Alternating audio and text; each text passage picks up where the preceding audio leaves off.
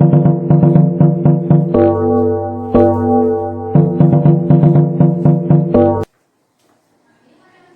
dia, pessoal, satisfação enorme, estamos aqui em sintonia, agora fazendo uso de um novo recurso, quadrozinho, com o objetivo primordial de intensificar, otimizar e elevar o nível de compreensão dos nossos bate-papos, diante também do propósito de, através desse bate-papo de hoje, fecharmos o conteúdo trimestral. O tema da aula de hoje, litosfera. Estamos falando sobre uma parte do globo. Se a gente para analisar a junção das partes líquidas, atenderia para o nome de hidrosfera, a junção das partes gasosas, atmosfera. A parte da Terra que existe vida, biosfera. A parte compacta, a estrutura sólida da Terra, litosfera seria o termo mais apropriado para denominarmos. E, quando nos deparamos com a litosfera, é de sua importância que alguns elementos básicos sejam compreendidos. E dois conceitos seriam então apresentados a vocês. Conceitos minerais, conceitos de rochas. Essa conceituação precisa ser bem entendida para que o que está por vir também possa ser. Eu pediria a vocês que vocês estabelecessem uma espécie de associação. Vamos interpretar, vamos associar o termo mineral a algo que esteja no singular. Vamos associar o termo rocha a algo que esteja no plural.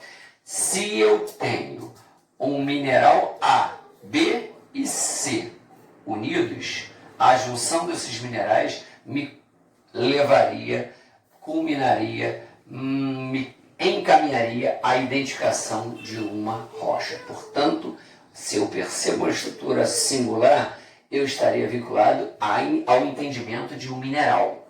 Um mineral não precisa de uma outra estrutura para ser visto. Em contrapartida, o processo de formação das rochas exige a junção de distintos minerais. Compreende estruturas dos elementos químicos de composição definida, formados por processos orgânicos ou inorgânicos encontrados naturalmente no meio. Estamos diante da conceituação da definição de um mineral. Vinculam-se a estruturas sólidas constituídas pela junção de diferentes minerais. A junção de diferentes minerais me remete ao entendimento de uma rocha. Atentem para a seguinte informação. Em rochas eu usei a eu usei o termo sólido. Uma rocha precisa ser compacta. Um mineral precisa ser compacto. Se eu paro para analisar, ainda que quase que na totalidade dos casos eu tenha minerais concebidos como elementos sólidos, eu me deparo com o petróleo, por exemplo. Eu me deparo com a água mineral, por exemplo. Eu me deparo com, eventualmente, numa situação de alteração da temperatura do corpo, alguém próximo colocando um termômetro em mim. E esse termômetro vai apresentar um líquido que, estando no interior, pode oscilar diante da temperatura que o meu corpo apresente. Em decorrência de ser muito volátil, esse produto, ele automaticamente contido dentro do termômetro, ele vai alterar sua dimensão. Estamos falando do mercúrio. Mercúrio esse que se apresenta na forma líquida e vai de encontro à concepção de um mineral. Portanto, eu citei exemplos de estruturas que não são sólidas, mas que conseguem ser vistas na condição de minerais. Minerais não necessitam ser sólidos, rochas sim. E eu avanço e me deparo com algumas das principais categorias. Rochas ígneas. Ígnea significa pedra de fogo. Pedra de fogo. Eu percebo um vulcão que está num processo, representaria um vulcão, uma protuberância do relevo, que só foi criada em decorrência da astenosfera, uma gigantesca camada de magma que existe em subsuperfície, procurando um ponto de maior fragilidade para liberar esse magma. Ótimo. Do núcleo foi para a estratosfera, da estratosfera vai para a superfície, procurando um ponto de maior fragilidade. Encontrou esse ponto, ele se eleva, cria uma protuberância no relevo, cria um edifício vulcânico. Antes desse vulcão entrar em erupção, o magma sobe, desce, sobe, desce, sobe, desce inúmeras vezes. Parte desse magma já começa a se solidificar dentro do edifício vulcânico, dentro do cone vulcânico. Quando isso acontece, eu estou diante de uma solidificação do magma dentro do vulcão, atendendo para o nome de processo de formação das rochas ígneas ou magmáticas intrusivas.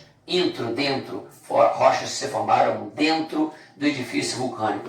Se elas se formaram dentro do edifício vulcânico, esse processo de consolidação foi lento. Se foi lento, os minerais tiveram tempo para se desenvolver. Quando essa rocha está fora do edifício vulcânico, eu observo essa rocha, eu já percebo minerais que conseguem ser identificados a olho nu. Quando eu tenho um exemplo de rocha ígnea, um granito, se eu tenho um granito e esse granito consegue ter os minerais identificados a olho nu, eu estou diante de uma rocha ígnea intrusiva.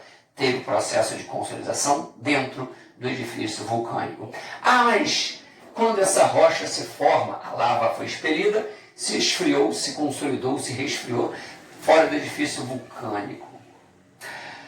Eu estou diante de uma rocha ígnea extrusiva. Rápido processo de consolidação do magma. Rápido, então os minerais não tiveram tempo para se desenvolver. São minerais microscópicos, não conseguem ter suas estruturas visualizadas a olho nu. É interessante a gente perceber o seguinte: você já ouviu falar sobre materiais piroclásticos? O que significaria isso? Material piroclástico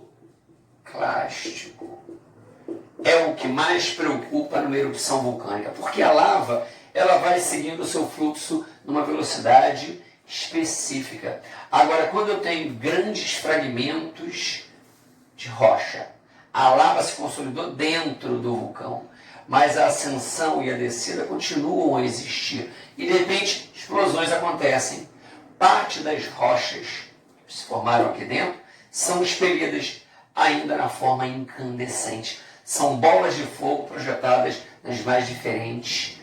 para as mais diferentes regiões. Essas são aquelas que geralmente culminam ou são responsáveis pelo maior número de óbitos diante de erupções vulcânicas. Material piroclástico, então, seria uma espécie de material incandescente, fragmentos de rochas que se formaram dentro do edifício vulcânico e, por razões específicas, foram expelidos em explosões periódicas. Beleza? Avançamos. É interessante termos em mente, existem outras denominações, outras nomenclaturas que poderiam ser usadas aqui. Intrusivas, rochas plutônicas. Extrusivas, rochas efusivas ou vulcânicas. São termos que também servem para caracterizá-las, mas vamos ficar com os termos intrusivas e extrusivas, intro dentro, extrusivas, rochas ígneas formadas fora do edifício vulcânico. Usufruem de alto grau de resistência e são observados em regiões profundas da subsuperfície. Vamos avançar. Rochas sedimentares são rochas formadas pela simples aglutinação dos sedimentos. Vamos imaginar o seguinte: eu tenho um copo de vidro, eu tenho bolinhas de modelar, massinhas. Eu pego várias bolinhas verdes, coloco dentro do copo. Várias bolinhas vermelhas, coloco dentro do copo. Várias bolinhas amarelas, coloco dentro do copo. Eu pego um pilão e exerço uma força. Exerci uma força, tiro o pilão. As bolinhas vão sair individualizadas? Não. Vão estar unidas, aglutinadas. Vamos trazer isso para a natureza. Vários sedimentos sendo lançados acumulados ao longo de muitos e muitos anos. Chega um momento que os primeiros sedimentos já começam a sofrer alterações de pressão, a compactação, peso, a temperatura, e em decorrência disso começam a se aglutinam, formando rochas sedimentares. Não existe ação do fogo, portanto elas são frágeis, baixo grau de dureza. E se tivéssemos a chance de comparar as áreas de ocorrência das rochas ígneas, perceberíamos que esse grupo normalmente está associado a áreas mais próximas da superfície. Rochas metamórficas, metamorfismo, metamorfose, são rochas que sofreram sensíveis a alterações. Sofreram intensas alterações e são vistas como rochas secundárias. Rochas primárias, rochas secundárias. Alterações intensas de pressão, alterações intensas de temperatura, além da compactação. Isso vai acarretar uma intensa remineralização ou recristalização. O que representaria isso? Eu tenho uma rocha que tem minerais. Esses minerais dessas rochas eles vão ser derretidos e consolidados. Se derretem e se consolidam. Quando isso acontece, uma nova categoria de rocha se forma. Usei o exemplo do granito como rocha ígnea. Vamos pegar esse mesmo exemplo então. Um granito está em subsuperfície, sofre metamorfose, metamorfismo, sofre um processo intenso de remineralização ou recristalização. Esses minerais sendo derretidos e consolidados vão dar origem a uma outra categoria de rocha. O granito vai formar o gneiss. Paralelepípedo, termo mais usual para o gneiss. Alto grau de resistência. As rochas metamórficas, elas têm o mais alto grau de dureza, o mais alto grau de resistência, além de serem observadas nas mais profundas regiões do subsolo. Então, cabe ressaltar que áreas muito profundas, áreas medianas e áreas mais próximas à superfície. Muito resistentes, médio grau de dureza, baixo grau de resistência. Diante disso, nós estamos fechando o nosso bate-papo de hoje, tendo a percepção de que algumas atividades surgirão e vão permitir um maior entendimento e uma maior aproximação com alguns exemplos de minerais e rochas amplamente difundidos na litosfera do nosso planeta. Beleza? Ficando por aqui, forte abraço, saúde, paz, se cuidem e até breve. Tchau, tchau.